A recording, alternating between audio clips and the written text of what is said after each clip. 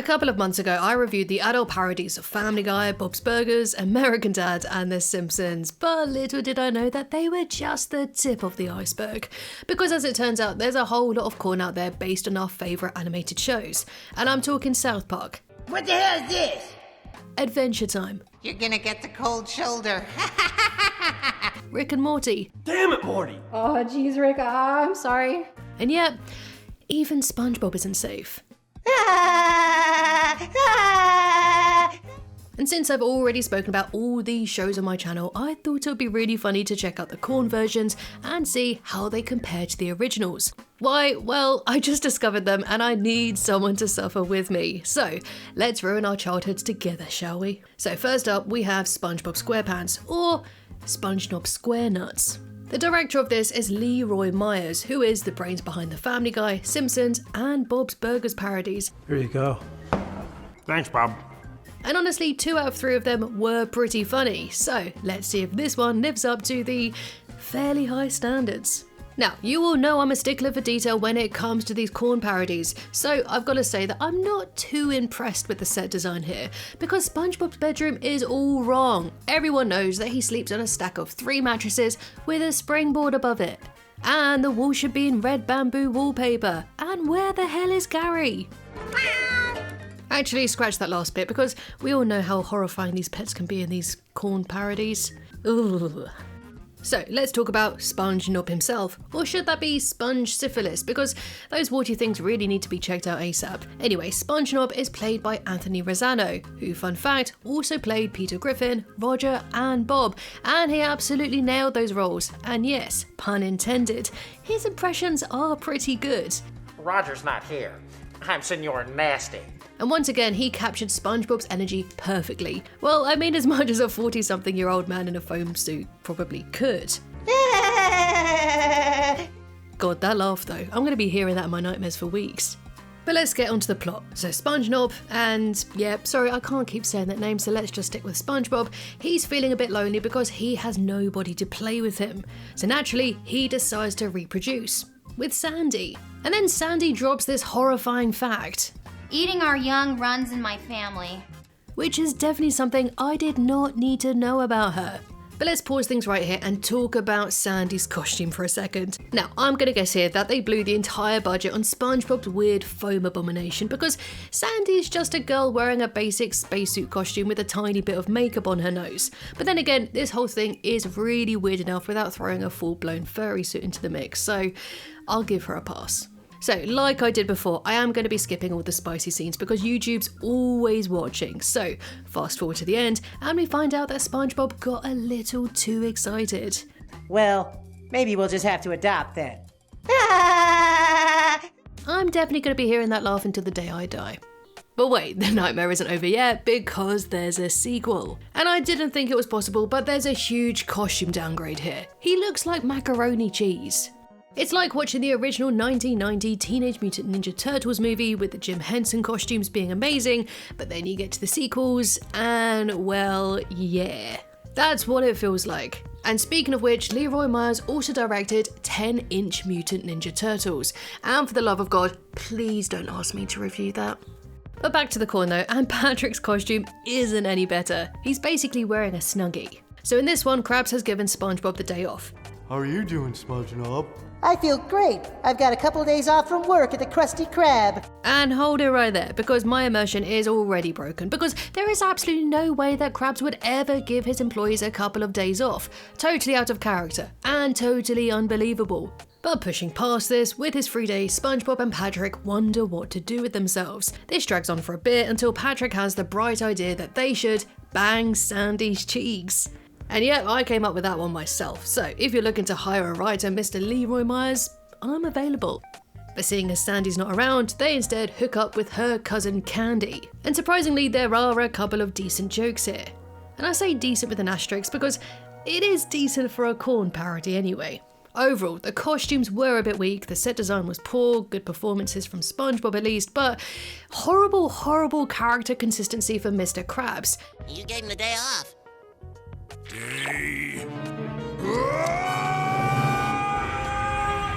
Now, this second SpongeBob parody was made by Wood Rocket, who also made the next parody that I'm going to talk about, which is Rick and Morty. So right off the bat, this one is titled with its own little pun, by just replacing the R in Rick with a D. I'm sure you get it. It starts off in Rick's lab, and I have to say that they captured it pretty well. Of course, it's not exactly spot on because it is a low budget corn after all, but they got the corkboard, the shelving with the box, the test tubes, they're all there. So far so good. But what about their cast? Well, first of all, Rick is far too young, because in the show he's supposed to be in his 60s. His hair is also far too blue, because it should be more grey, and there should definitely be a constant vomit or drool kind of thing on his lip, but I can see how this issue would be a problem because it's not exactly sexy. And in terms of the impression, this guy is absolutely fine, whereas the girl playing Morty is actually pretty good. She's got the stuttering down to a T. I mean, you're the reason my dad's not even around anymore. Here we go again. And don't worry, I know what you're thinking, Rick and Morty don't get it on. Thankfully. Instead, Morty tells Rick how he's a lonely man who can't catch any tail, and Rick realises that he has a point, so he uses his dope portal gun to bring unity into their dimension. Fans will recognise this woman as Rick's former lover from Season 2's autoerotic assimilation. Now I have to censor her tentacles here because they are very phallic shaped and I don't want to anger YouTube censors because, like I said, they are Always watching. But I do have to point out that the actress playing Unity looks pretty spot on with both her makeup and costume. So in terms of the story, there's a good 4 minutes of story build up before the TNA starts, and there are a few decent jokes and references here, a lot of which I definitely can't play because of the language, but just take my word for it. Oh yeah, and I almost forgot to mention that there's a cutaway of Beth doing it with Mr. Meeseeks. And I can guarantee that if Mr. Meeseeks was real, there would be a whole bunch of degenerates who would use him for this exact purpose. If you're watching this, you know who you are. But yeah, Beth also gets it on with Bird Person as well as someone from the furniture dimension. Overall, in terms of sticking to its source material, this one does a much better job than the SpongeBob ones. Although I do have to knock off a few points for having no McDonald's Szechuan sauce. This sauce is f***ing amazing. You said it was promoting a movie? Overall, this one was fine. I feel it could have used with some more story and portal dimension hopping, but maybe I just don't have a big enough IQ to understand this Rick and Morty corn parody. Now, let's move on to South Park. Both of those last parodies were pretty short, but this one is 1 hour and 50 minutes long. That's longer than the actual South Park movie. And right off the bat, this one is off to a very strong start because they recreated the theme song. And I can't play too much of it because of the strong language, but just take it from me, it's pretty funny. It gives Come On Down to South Park a whole new meaning if you catch my drift. But yeah, soon after the intro, we then cut to the grown-up versions of the boys waiting at the bus stop. I'm sorry. Happy 18th birthday, Cal. And Cartman is once again played by Anthony Rossano. I swear this man is the Meryl Streep of corn parodies. And again, yes, his Cartman impression is freakishly good. Come on, guys, you're not so bad. So the boys are now at community college because, well, of course they are, but Mr. Mackey is still their teacher. Welcome to South Park Community College, okay? Gynecology 101, okay? The actor's impression here is actually pretty solid. He's even got the large glasses and the green shirt down, but they forgot the tie. It's the little details, guys. Come on. So the boys start chatting up the girls in their class and they all have one thing on their mind. All except for Carl, of course, because he's in love. He even breaks into a song at one point. I love her, she's everything to me.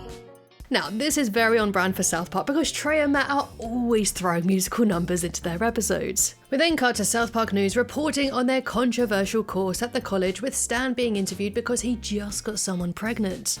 And back at the college, the teachers are holding an emergency meeting about the situation, all while the girl students are showering together. Because, of course they are. And it's here where Cartman gets a brilliant idea. We have the opportunity of a lifetime. We have the key to the women's locker room. So Cartman sneaks off to peep on them and he immediately gets caught and takes a full force kick in the nuts. And next thing you know, Cartman's in the hospital and I have absolutely no clue how they got away with it, but some backgrounds here are just straight up screenshots from the actual show. Like not even edited, just lifted directly. Anyway, Cartman gets it on with someone, blah blah blah, and the next day he brags about it to the boys, and he also roasts Carl about his new love doing corn movies. Cartman, please don't sing that song. And I would love to play the song, but YouTube would definitely nuke my channel because of the strong language. Later on, the guys head to a corn shoot and Kenny decides to get involved. But right in the middle of things, he suddenly dies of a heart attack. And I can't believe they didn't say this catchphrase. Oh my god, they've killed Kenny! What a missed opportunity. After Kenny's body is casually wheeled away, Carl finally confesses his love to the girl of his dreams. And yes, they then get it on. Because I guess nothing says romance like his best friend dying right in front of him. Being longer in length, there was obviously a lot more packed in here, which gave it a huge advantage, because it doesn't have to rush from one scene to the next. And you can tell that the people that made it are genuine South Park fans. From the recreated intro, the jokes, the musical numbers, and the spot-on impressions. There was genuine care that was put into this. Well, as much as you can into a corn parody of South Park. God damn it! Is your childhood ruined yet? Because if not, the next one might do the trick, because we're now going to talk about Ass Venture Time. We open with the Ice King going off on one as usual. This is outrageous. Sin and Jerk posted rude comments about me on Instagram. And we then cut to... Okay, what the f*** is that? I've said it before, but can we please leave the dogs out of these? Seriously, I don't know what's scarier, Corn Jake or Corn Brian. Comment below which one you think would give you the nightmares the most. But putting nightmare fuel aside though, I have to admit that the treehouse looks pretty damn good here. They have even perfectly captured the floorboards. Now, that's attention to detail. It is just a bit of a shame though that the writing is a bit sucky. Unlike South Park XXX, I don't believe a true Adventure Time fan wrote this. There's just a few pop culture references thrown in that feel completely out of place. Like, they bring up True Detective, and then Josh Gad. Do you think there's an alternate universe where Josh Gad isn't doing an impression of Josh Gad and people think he's funny? Why the hell are they talking about Josh Gad? He doesn't even exist in the land of Ooh. Anyway, Finn has just turned 18, and according to Jake, that means he's a man. Princess Bubblegum and Marceline then swing by to wish him happy birthday, and wait, no, sorry, that's not their names. It's actually... Hey, Horseland. Hey, Princess Bubblegum.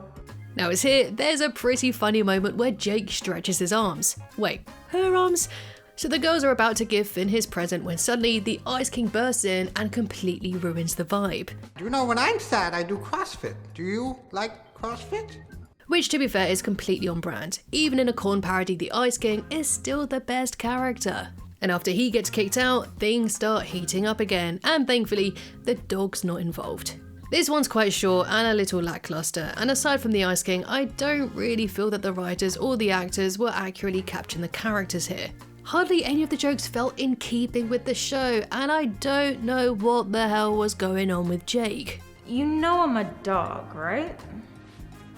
So if I had to rank them all, I would place SpongeBob last because what the hell was that gross ass costume, followed by Ass Venture Time, Rick and Morty, with South Park coming on top. And thank God, because there are no more corn parodies based on shows that I watched as a child. What the f***